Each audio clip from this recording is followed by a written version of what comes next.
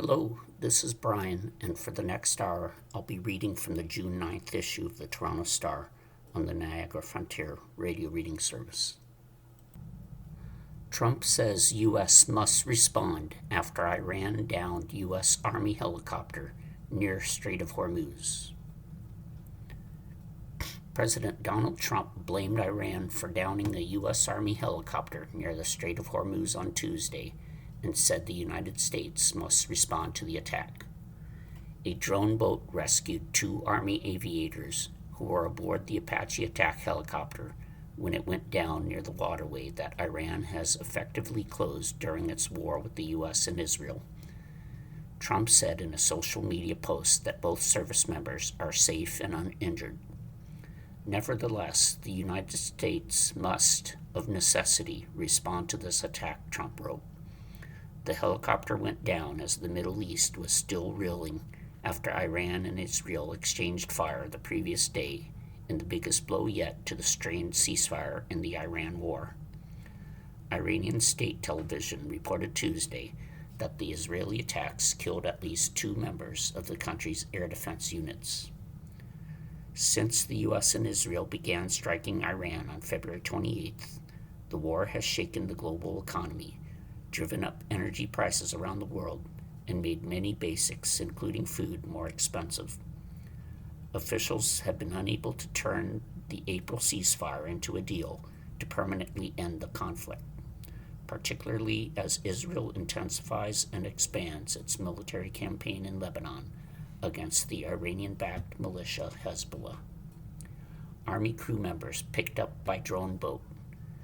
The crash happened about 3:30 a.m. local time Tuesday off the coast of Oman while the helicopter was on patrol, U.S. Central Command said. An unmanned boat located the two aviators after they spent about 2 hours in the water, said Captain Tim Hawkins, a spokesman for U.S. Central Command. He said it was the first known drone rescue at sea by the U.S. military. Military officials did not say what caused the Apache helicopter to go down, saying the crash was under investigation. Trump said he had just learned Iran was responsible before posting his accusation Tuesday. AH-64 Apache helicopters have been a key asset for the American military as it enforces a blockade on Iranian crude oil shipments and tankers, seeking to pressure Tehran into a deal. The helicopters have also been used by the United Arab Emirates to shoot down Iranian drones. The drone used to perform the rescue was a 24-foot vessel called a Corsair, Hawkins said. It's manufactured by Saronic Technologies. The drone was assigned to the Navy's Task Force 59, established in 2021, as the Navy's first uncrewed and artificial intelligence unit that focuses on maritime security in the Middle East, including the Strait of Hormuz and the Suez Canal. Trump insists an Iran deal is coming. Before he accused Iran of downing the U.S. helicopter, Trump had expressed renewed optimism over negotiations with Iran. We have a good chance of signing a deal in 2 or 3 days, Trump said, but he didn't provide any details on why there was reason for new optimism. In the 2 months since the U.S. and Iran agreed to an initial ceasefire, Trump has repeatedly predicted that a deal is near.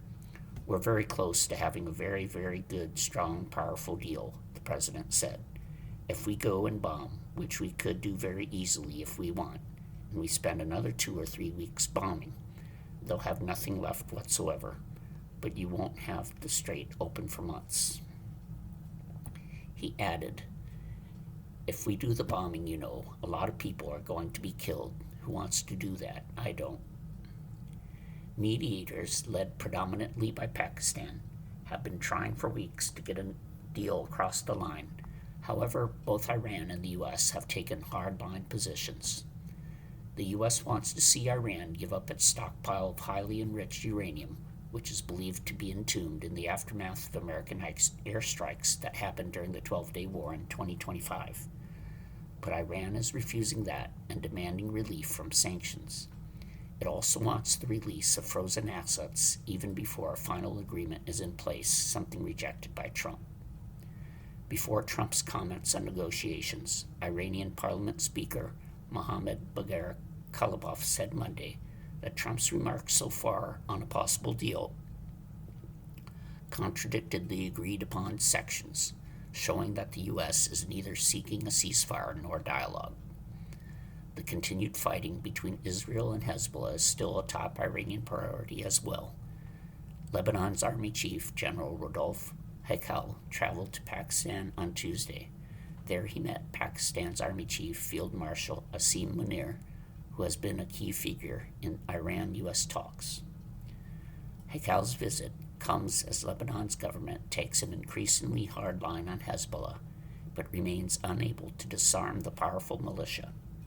Hezbollah thanked Iran on Tuesday for attacking Israel in defense of our Lebanese people, suggesting that Lebanon's government should take this opportunity to improve relations with Tehran. Israel issues a warning for Tyre, Lebanon. Meanwhile, the Israeli military issued an evacuation warning for Lebanon's southern port city of Tyre, including the Christian Quarter, which has so far been spared from airstrikes on the city. Last week, Israel warned the Christian neighborhoods in Tyre that it believed Hezbollah members were among them. Many Lebanese Shiite Muslims fled to those areas as Israeli strikes hammered the Mediterranean coastal area over the past 2 weeks. After last week's warning, the Lebanese army deployed to the Christian district of Tyre in an effort to prevent Israeli attacks there and to show that Hezbollah has no armed presence in the area. But Avishai Adre, the Israeli military's Arabic language spokesperson, posted on X on Monday that the Israeli military will have to act against their terrorist activities in the neighborhood soon. Social Security's Retirement Trust Fund faces funding shortfall 1 year earlier than expected. Social Security's Retirement Trust Fund is projected to face a funding shortfall in 2032, a year earlier than last year's projections, according to an annual report released Tuesday, while Medicare's Hospital Insurance Trust Fund will be unable to pay full benefits in 2033, which is unchanged from last year's estimate. Rising healthcare costs and government spending have contributed to a projected depletion date that is less than 10 years from now. The looming challenge for the programs is a partial funding gap, not a collapse. Even after trust fund depletion, the system will continue issuing benefits, albeit at reduced amounts. Last year, Medicare's Hospital Insurance Trust Fund go-broke date was pushed to 2033 from 2036 the year before that, according to the report from the program's trustees. Meanwhile, Social Security's combined trust funds, which cover old age and disability recipients, will be unable to pay full benefits beginning in 2034, unchanged from the 2025 report. After that, incoming revenue would cover about 83% of scheduled benefits. Social Security Commissioner Frank Bisignano said the Trump administration is committed to protecting and strengthening Social Security and eliminating waste, fraud, abuse, and ensuring program integrity. The trustees, who include the Treasury Secretary, Labor Secretary, Health and Human Services Secretary, and the Social Security Commissioner, say the latest findings show the urgency of needed changes to the programs, which have faced dire financial projections for decades. But making changes to the programs has long been politically unpopular, and lawmakers have repeatedly kicked Social Security and Medicare's troubling math to the next generation. AARP's CEO, Maicia Mentor-Jordan, said in a statement that the latest numbers should be a wake-up call. Congress needs to act. Americans have worked hard and paid into Social Security their entire lives, and they deserve to count on it when they retire, she said. No family should see any cuts to what they've earned in Social Security. About 70.1 million people are enrolled in Medicare, the federal government's health insurance that covers those 65 and older, as well as people with severe disabilities or illnesses. Social Security benefits were last reformed roughly 40 years ago when the federal government raised the eligibility age for the program from 65 to 67. The eligibility age of 65 has never changed for Medicare. A sexual misconduct probe against ICC's chief prosecutor says he engaged in serious misconduct. An investigation into sexual misconduct allegations against the embattled chief prosecutor of the International Criminal Court found he had engaged in serious misconduct and serious breach of duty, according to documents seen by the Associated Press on Tuesday.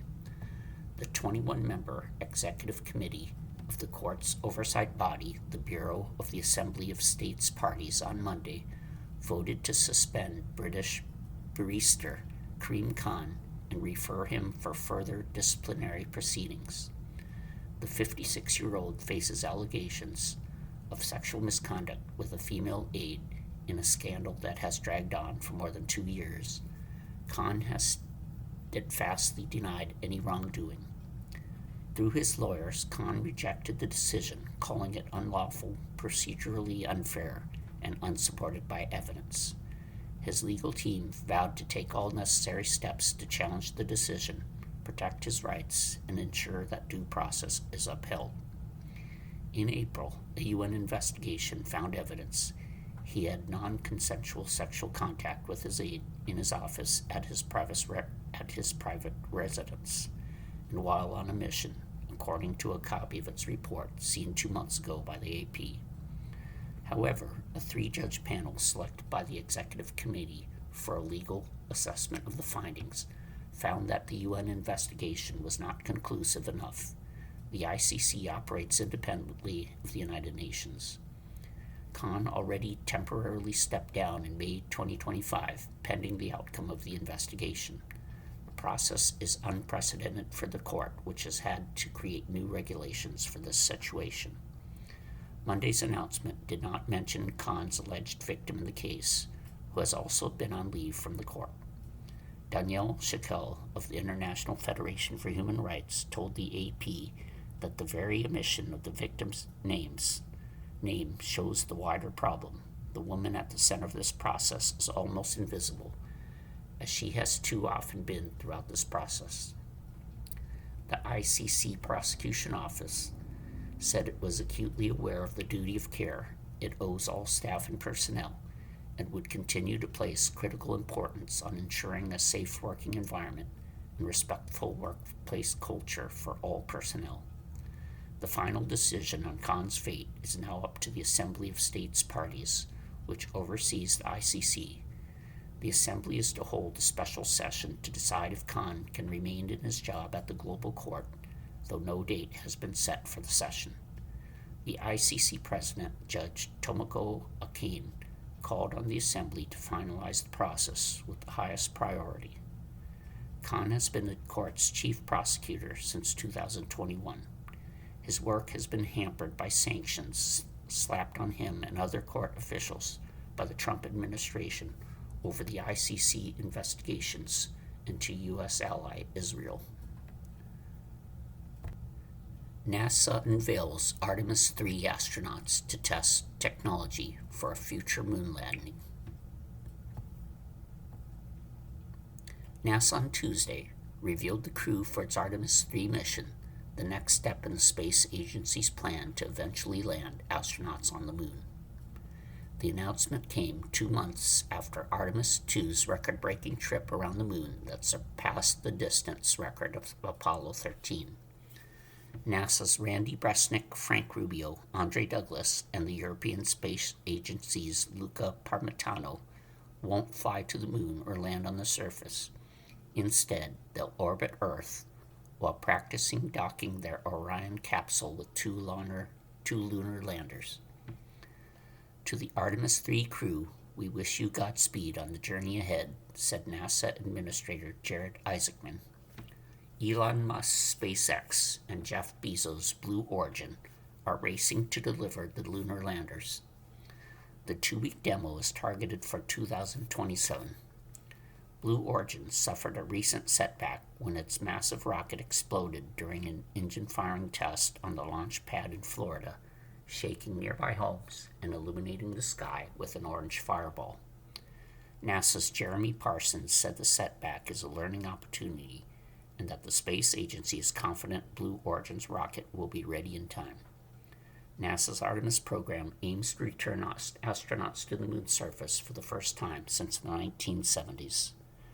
A recent revamp of the program, announced by Isaacman, aims to fast-track it similarly to the Apollo era, adding the upcoming spaceflight around Earth before eyeing a lunar landing in 2028.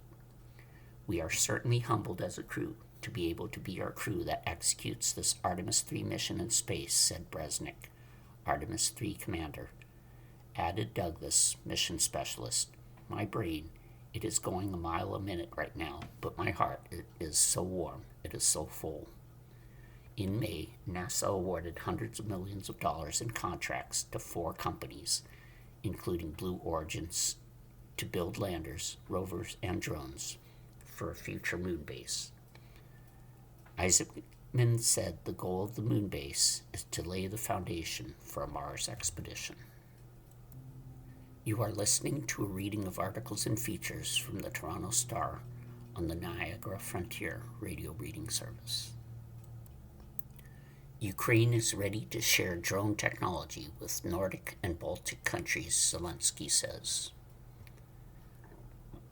Ukrainian President Volodymyr Zelensky met with Nordic and Baltic leaders who were in Estonia for a regional summit Tuesday, a visit that comes amid friction over Ukrainian drones straying into the region in recent months. The drones have crashed into the chimney of a power plant in Estonia, hit empty fuel tanks in Latvia, and been shot down by Romanian fighter jets stationed in Lithuania. Ukrainian officials apologized, saying the drones had been aimed at military targets in Russia, but were sent off course by Russian electronic interference. Estonia hosted the summit in its capital of Tallinn amid Russia's 4-year full-scale invasion of Ukraine. Estonia holds the rotating presidency of the NB8, a regional grouping of the 5 Nordic and 3 Baltic countries, and brought together the bloc's prime ministers, along with Zelensky. Sharing Ukraine's drone expertise, Zelensky and Estonian President Alar Karis agreed to work on cheaper ways to shoot down drones that have flown over Estonia, including one that a NATO fighter jet shot down over the south of the country in May. We have shown that we can shoot the drones down with the planes, Karis said at a news conference. Using fighter jets to shoot down the drones is expensive, he added, so he hopes to partner with Ukraine for its technology and expertise to do it more cheaply. Zelensky said Ukraine was ready to do so, drawing on its experience with helping countries in the Middle East shoot down drones, where it had sent experts to train local forces. We did this in the Middle East, and it worked, he said. He said Ukraine could offer the low-cost interceptor drones it has deployed at home to build an inexpensive shield against Russian drone attacks, and that Kiev could send experts to its European partners at any moment. Karis said he expects drones to cross into Baltic airspace as the war continues and urged the public to remain calm. Estonia and the other Baltic nations are among Ukraine's staunchest supporters in its war against Russia. Ukraine's bid for EU membership. Zelensky said his talks with the leaders had focused on advancing diplomacy, strengthening air defenses, and Ukraine's path to European Union membership. He said Kiev had met the conditions to open its accession negotiations and urged the bloc to approve them this summer. European Commission President Ursula von der Leyen said in Brussels that Ukraine is making extraordinary progress on reforms to allow it to join the EU, and that it's high time for us also now to deliver. Prospective members must complete negotiations in 35 policy areas or chapters, ranging from agriculture to trade in a process that can take years. Zelensky also said Ukraine and Latvian Prime Minister Andris Kobergs signed a drone deal to deepen joint defense and co-production. Russia's deadly strikes on Ukraine. Russia, meanwhile, kept up its strikes across Ukraine. In the northeastern Kharkiv region, 3 people were killed and 25 others, including 3 children, were wounded in attacks in the past 24 hours, said Oleh Senhyabov, head of the regional administration. In the Dnipropetrovsk region, 3 people were wounded when several districts came under attack overnight, said regional administration head Alexander Hansa. Russia launched 166 long-range strike drones and 2 guided missiles at Ukraine overnight, Ukraine's Air Force said, with air defenses shooting down 146 of the drones. Russia's defense ministry said its defenses downed 140 drones overnight. A woman was killed when a Ukrainian drone hit an apartment building in the Belgorod region neighboring Ukraine, regional emergency officials said. In Brussels, European Commission President Ursula von der Leyen said Ukraine is making extraordinary progress on reforms to allow it to join the EU, and that it's high time for us also now to deliver. Seeking more sanctions on Russia. Zelensky said he had pressed for tougher sanctions on Russia, including its shadow fleet. He also held talks with Finnish President Alexander Stubb and Norwegian Prime Minister Jonas Gahr Store on bolstering Ukraine's air defenses. All of our partners now note that Ukraine's position on the front are significantly stronger, and so our diplomacy, which we are working to step up, must proceed from that, Zelensky said. Unfortunately, Russia is trying to make up for its enormous battlefield losses with strikes on our cities and communities and on civilian infrastructure.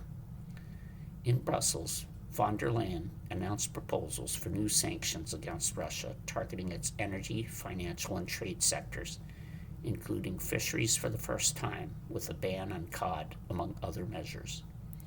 She also proposed banning EU entry for anyone who has served in the Russian armed forces since the beginning of the war, to ensure that Europe stays off limits for anyone who has participated in the invasion of Ukraine. The sanctions must be endorsed by the 27 EU member countries before they can come into force. On Monday, Zelensky said he had held positive talks with U.S. Representatives Steve Witkoff and Jared Kushner during a stopover at an airport in Moldova's capital, describing them as focused on ending the war. In a social media post, he said the 2 sides discussed diplomatic prospects ahead of this month's Group of 7 summit, and that he had briefed the U.S. side on Ukraine's assessment of Russia's intentions.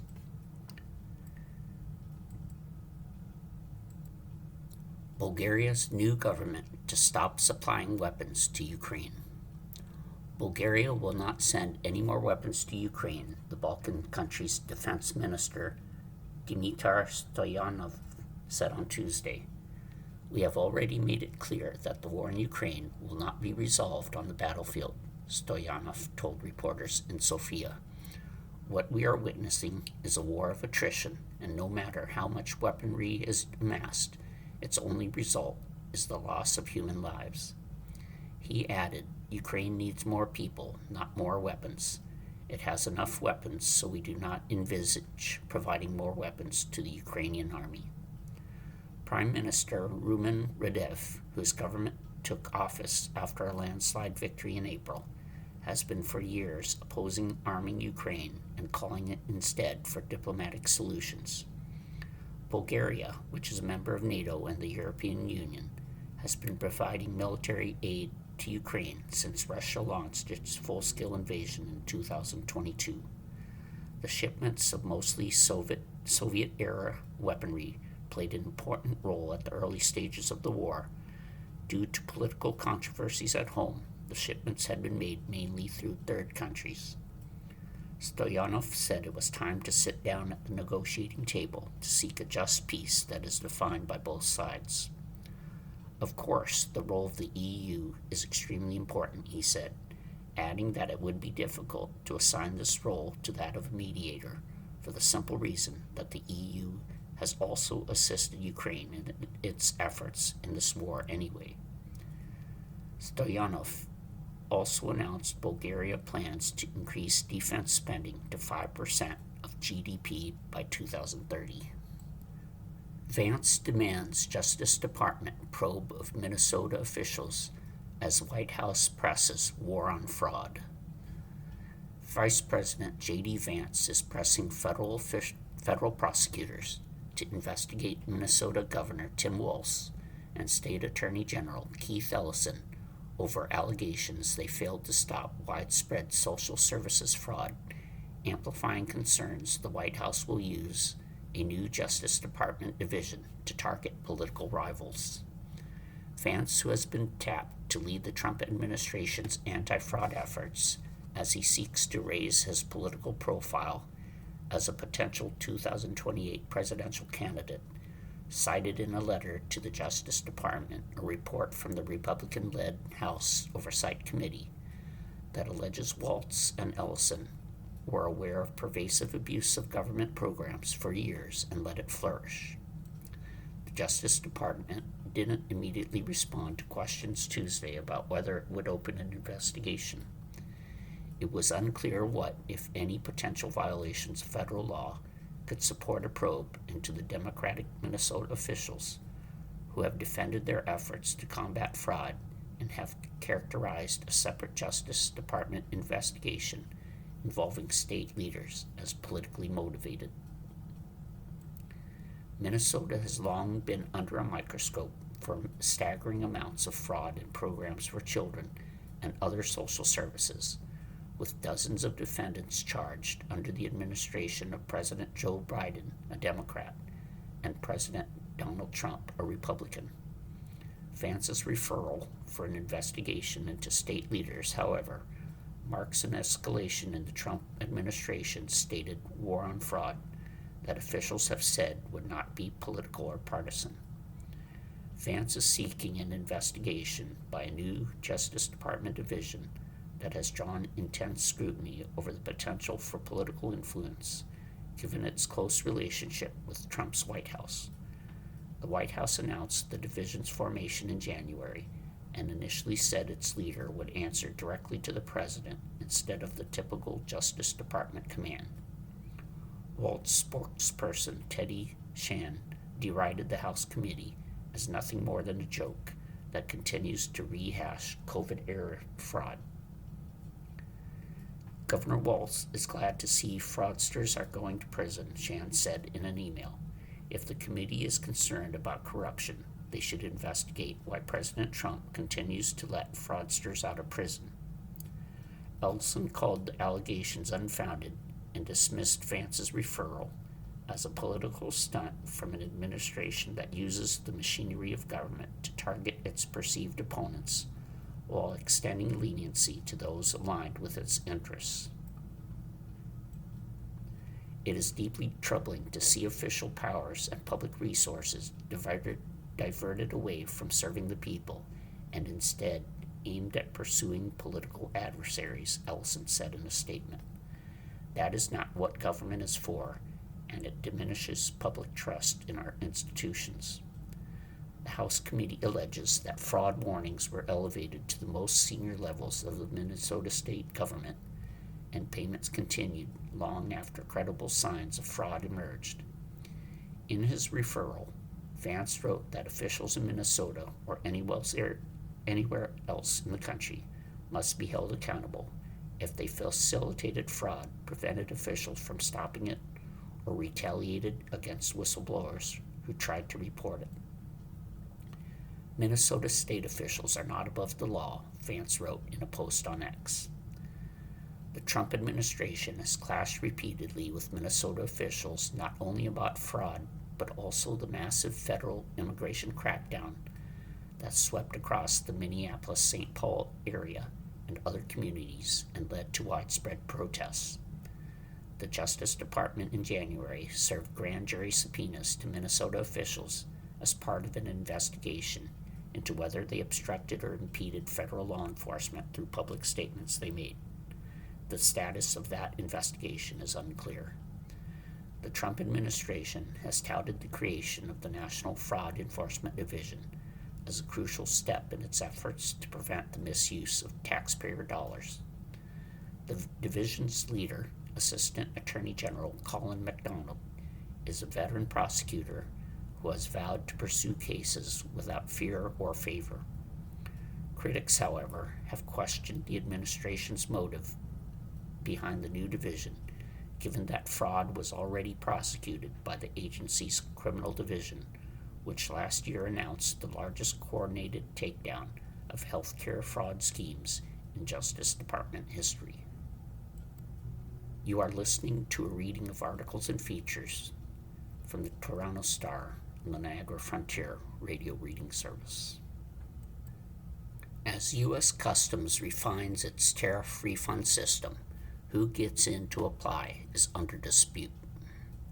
A U.S. Customs and Border Protection Agency official is set to testify in federal court Tuesday about the U.S. government's plans for refunding billions of dollars that importers paid before the Supreme Court ruled that President Donald Trump illegally imposed certain tariffs on goods from most other countries. Court of International Trade Judge Richard Eaton said he wanted to hear details that would help him decide whether to order the government to speed up and expand its system for issuing tariff refunds. The Justice Department subsequently appealed an earlier order by Eaton to make all businesses that paid the now defunct import taxes eligible for refunds plus interest. The Justice Department argued in a court document that only companies that were parties in any of the more than 2,500 lawsuits that challenged the tariffs were legally entitled to seek refunds. With the dispute now in the hands of the U.S. Court of Appeals for the Federal Circuit, Tuesday's hearing in New York may provide more clarity about the next phase of the refund process. First phase of tariff refunds is still ongoing.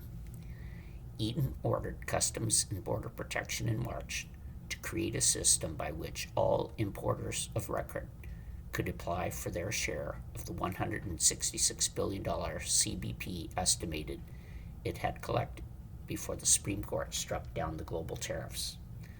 The agency launched the online system April 20th, saying it would first review applications from importers whose tax bills had not been finalized. Claims for refunds totaling $89.6 billion had been accepted for processing as of June 1st, according to CBP, and the agency reported last month that it had so far directed the Treasury Department to issue $20.6 billion in refunds. The pace and scope of the process became a contentious matter, however, when Eaton directed CBP Commissioner Rodney Scott to appear in court to discuss the agency's timeline for complying with the judge's universal order. The Justice Department objected and asked if one of Scott's deputies could attend the hearing instead. When Eaton insisted on hearing directly from the head of the agency, Justice Department lawyers appealed both that mandate and the judge's broader ruling on refund eligibility. On Thursday, the Federal Circuit agreed to temporarily suspend the requirement for Scott to testify. Eaton agreed to hear from Susan Thomas, the agency's executive assistant commissioner for trade. Who gets access to the next phase of tariff refunds? The hearing is expected to focus on CBP's capability and willingness to open the refund process to companies with tariff payments that date back the farthest. So far, the agency has limited applications to businesses that either did not have their tax bills finalized by the time the Supreme Court struck down Trump's reciprocal tariffs in late February, or whose bills had been settled within the preceding 80 days. In a court declaration ahead of the hearing, Thomas said CBP was developing a way to handle refunds involving older shipments but would not process cases beyond the 80-day window, while Eaton's order requiring for all duty payers was on appeal. Should the court's order become final and require reliquidation of entries of all importers, CBP intends to fully comply with the court's final decision as expeditiously as possible, she wrote. At issue is the agency's detailed and deadline-driven process for reviewing and clearing customs declarations on new imports. When foreign goods enter the U.S., importers or customs brokers acting on their behalf estimate the amount of tariffs owed and make a deposit toward the final bill. CBP then has 314 days and up to 4 years if necessary to review the declared goods, determine the actual amount owed, and either require more or less than the deposit. The taxed merchandise then is pronounced liquidated. Importers have 180 days to protest CBP's determination. Goods typically can't be reassessed after that point. Eaton has said he is holding Tuesday's hearing to ascertain if it is the government's policy to return all of the unlawfully collected duties either by complying with the court's order or by some other means. Lawyers for the 5 companies behind the lawsuit that produced the judge's order said it would be unconstitutional for them to pay less tariffs than other companies that also paid the invalidated duties, which the Supreme Court held Trump improperly imposed by citing an emergency powers law to usurp Congress's tax-making authority. The companies have asked Eaton to certify their case as a class action on behalf of potentially tens of thousands of identically situated importers. Megan Supino, a partner at the law firm Ice Miller, said she thinks CBP will continue to build out the technology needed to refund all tariffs, but whether they open it up to non-litigants and importers that do not have orders for their own sake is going to continue to be an issue with the appeal. What to know about Trump's $100,000 H-1B visa fee and the legal rebuke that followed. President Donald Trump last year dramatically ratcheted up the fee for H-1B work visas to $100,000, saying it would protect American workers from losing their jobs to lower-paid foreigners. But on Monday, a federal judge struck down the fees, siding with 20 states and ruling that the Trump administration exceeded its authority by raising the charge without congressional approval. Many tech companies and universities rely on the H-1B program to fill openings for skilled jobs. But critics charge the visa program has been used to replace American tech workers. Here's a look at the visa program, Trump's fee, and the court's decision. What are H-1B visas and who uses them? Created by the 1990 Immigration Act, they are a type of non-immigrant visa meant to allow American companies to bring in people with technical skills that are hard to find in the United States. The visas are not intended for people who want to stay permanently. Some eventually do, but only after transitioning to different immigration statuses.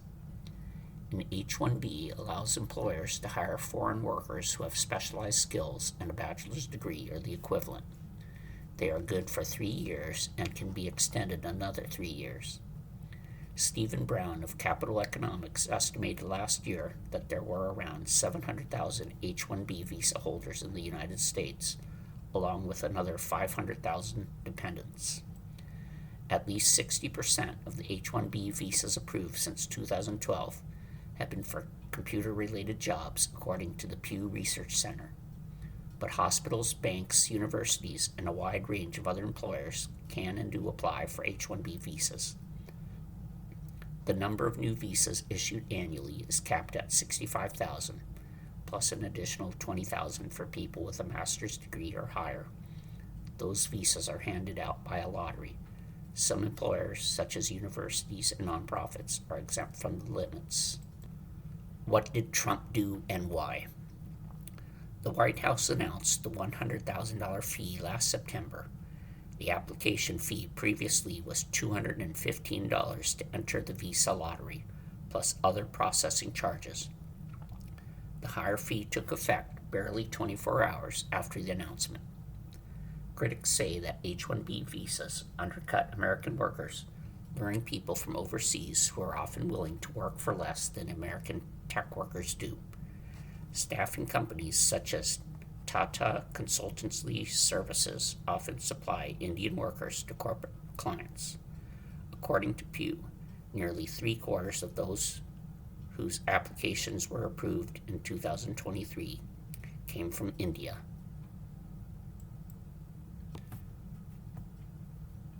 To take advantage of artificially low labor costs, incentivized by the program, companies close their IT divisions, fire their American staff, and outsource IT jobs to lower paid foreign workers, the White House said in its proclamation last year.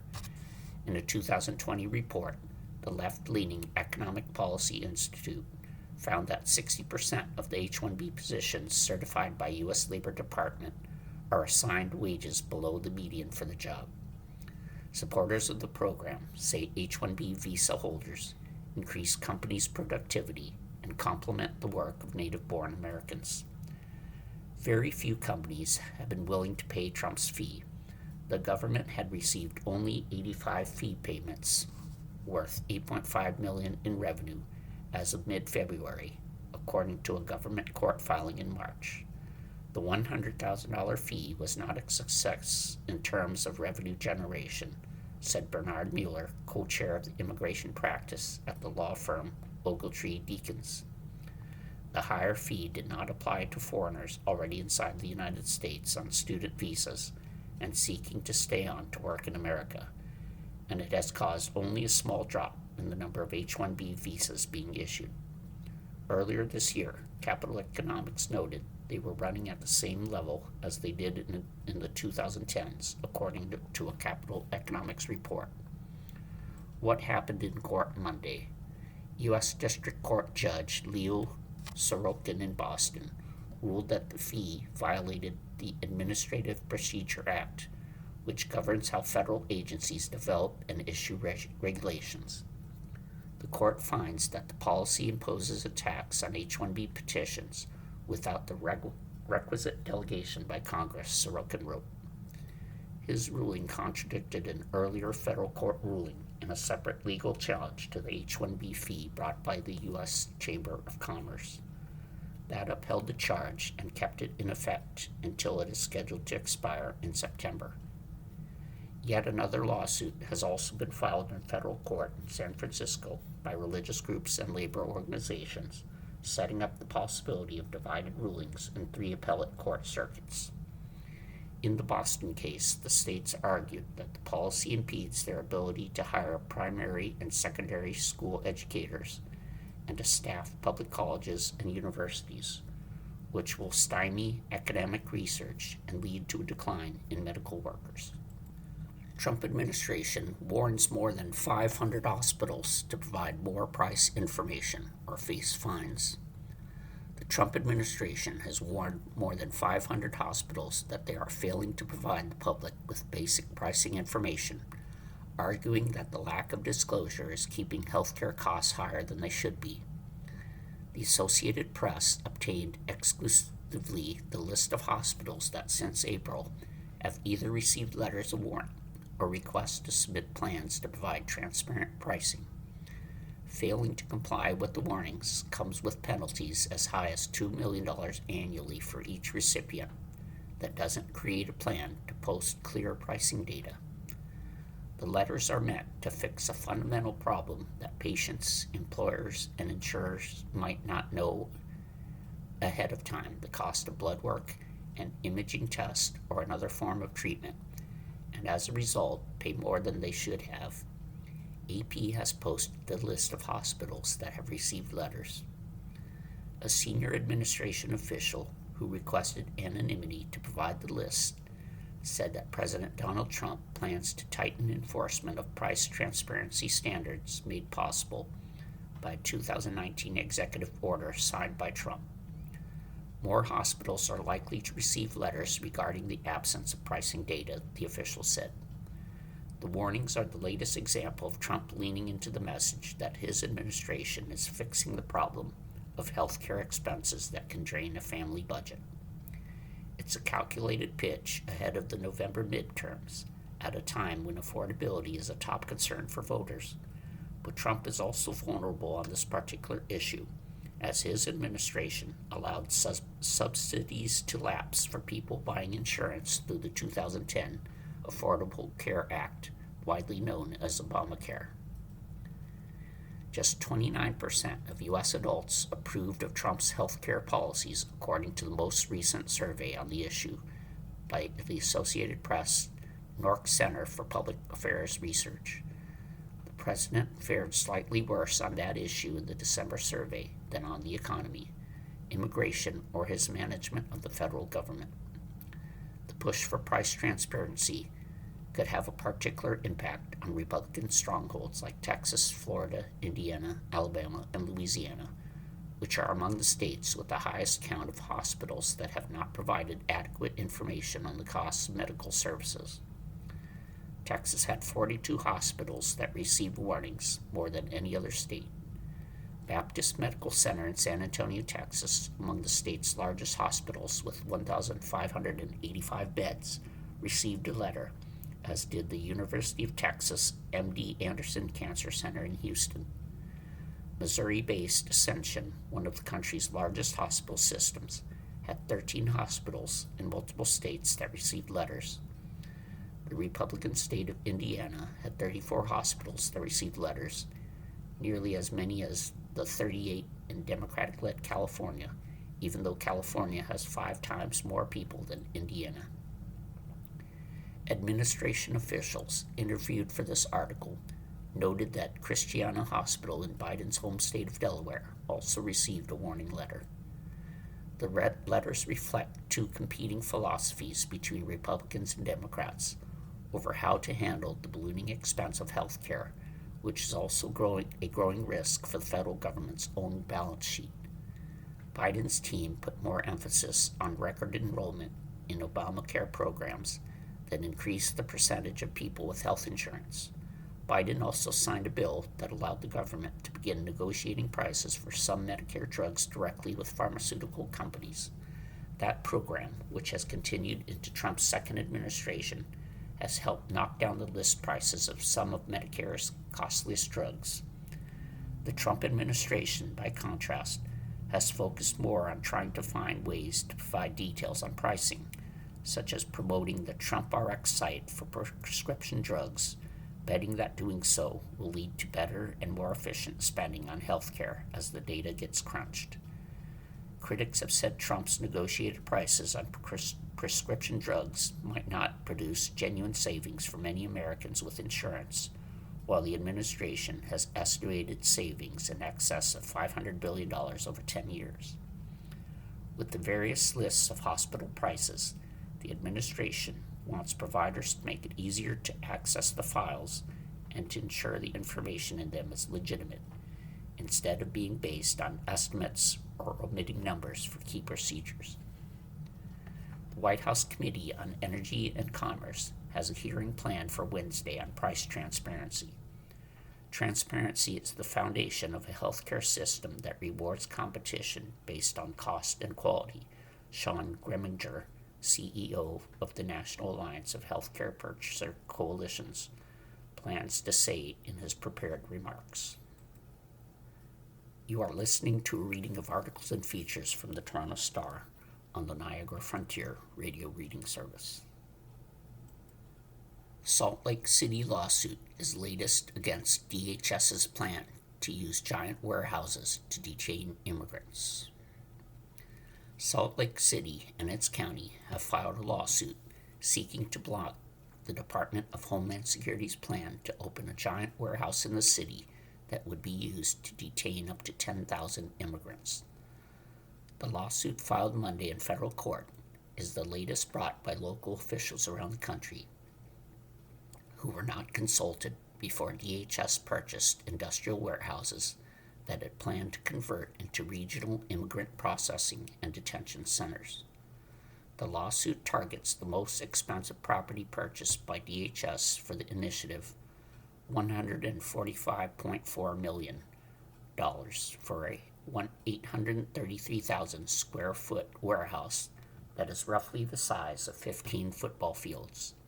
The March purchase from a real estate development group partially owned by Deutsche Bank cost nearly 50% more than the property's 2025 assessed market value records show. In all, DHS purchased 11 warehouses for more than $1 billion between January and March in the final weeks of Homeland Secretary Kristi Noem's tenure under her $38.3 billion plan for a new detention model to increase bed capacity and make deportations more efficient. The DHS Office of Inspector General has opened an investigation into whether the plan was wasteful, and Noem's successor, DHS Secretary Markwayne Mullin, has put it on hold. Like others filed around the country, the lawsuit in Utah alleges DHS violated federal law by failing to conduct required environmental reviews or get input from state and local officials before the purchase. This kind of facility has no place in Salt Lake City, not only due to its inhumane nature, but also because of our limited water supply, the increased strain on public utilities systems, and the potentially drastic public health and safety impacts it would have on our residents, Salt Lake City Mayor Erin Mendenhall said in a statement. Salt Lake County Mayor Jenny Wilson said the plan is a dire threat to the very essence of our community values, adding it would overwhelm infrastructure, harm businesses, and undermine public health and safety. A newly formed advocacy group, Uproar Utah, also planned a news conference Tuesday to discuss litigation against the warehouse plan. As with any transition, we are reviewing agency policies and proposals, DHS said in a statement Tuesday, adding that Mullin has pledged to work with community leaders and be good partners. Legal actions elsewhere have had some initial success. In Pennsylvania, Democratic Governor Josh Shapiro's administration has issued administrative orders blocking the operation of 2 planned detention centers until DHS can show that they are complying with state and federal environmental regulations. DHS is appealing the orders. In Maryland, a judge has granted a preliminary injunction halting construction activities at a Williamsport warehouse while a lawsuit is heard. In New Jersey, ICE is preparing a new environmental assessment and decision after a lawsuit was filed against its plan for a detention center in Roxbury Township. Other cases are pending in Arizona, Michigan, and Georgia. Afghanistan. Taliban opened fire during protest over arrests of women for dress code violation. Afghan authorities cracked down on a protest in western Afghanistan Tuesday against the arrest and detention of more than a dozen women over dress code violations, with eyewitnesses saying police opened fire, leaving at least 3 people injured. About 100 to 150 people were participating in the protest in the western city of Herat, witnesses said. Protests are rare in Afghanistan, which has been run by the Taliban since 2021 in the wake of the chaotic withdrawal of U.S.-led forces. The government has since imposed rules governed by a strict interpretation of Islamic or Sharia law. Dissent is not tolerated, and protests against government decisions are illegal. The regulations include draconian restrictions on women and girls, including bans on education beyond primary school and what women can wear. The rules stipulate that women can only go out in public when wearing full hijab, which includes a headscarf and long robe covering the entire body, as well as a face covering that leaves only the eyes visible. The regulations are policed by the feared Ministry for the Propagation of Virtue and the Prevention of Vice. One witness said he was driving by the site of the protest when he saw police cars arriving and the police firing shots in the air. After several shots, we got scared and got out of the car so as not to be injured, said Kakar, who asked that only his one name be used for fear of reprisals for speaking with the media. Shortly afterward, the police clashed with the protesters, and the police opened fire again, and some people were injured. I saw blood on the road. Kakar said he couldn't be sure exactly how many people had been injured. Another eyewitness who spoke on condition of anonymity for security reasons said he saw 3 people injured. Richard Bennett, the United Nations investigator on human rights in Afghanistan, said he was alarmed by excessive use of force against seemingly peaceful protesters in Herat today. In a post on X, he said those responsible for the violence should be held accountable. It's time to diffuse the tension, respect citizens' freedom of expression, especially women and girls, and avoid further harm, Bennett said. As Human Rights Monitor, who spoke on condition of anonymity because they were not authorized to release details to the media, said Monday that monitors had verified at least 16 arrests and detentions, including of a pregnant woman in Herat, since Friday over alleged non-compliance with dress requirements. Afghan's Vice and Virtue Ministry dismissed the reports of arrests and detentions of women. The issues being spread about women being arrested in Herat are all rumors, it said in a statement, adding that wearing the hijab is a divine command, a law that we are obliged to implement. Farashta Abbasi, Afghanistan researcher for the rights organization Human Rights Watch, said the Taliban's apparent use of lethal force is very concerning.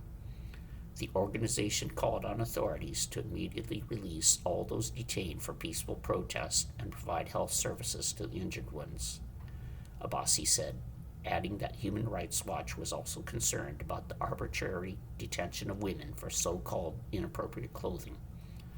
On Sunday, the UN's Assistance Mission in Afghanistan said in a post on X that the arrests and detentions of women in Herat over alleged dress code violations raised serious human rights concern.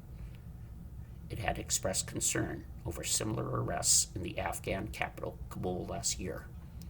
During last week's Friday's prayers, imams in mosques in Herat issued announcements on behalf of the Vice and Virtue Ministry that women were not allowed to leave their homes without wearing the hijab. The Human Rights Monitor said the arrests and detentions began shortly after that. You've been listening to a reading of articles and features from the June 9th issue of the Toronto Star. Your reader has been Brian. Thank you for listening.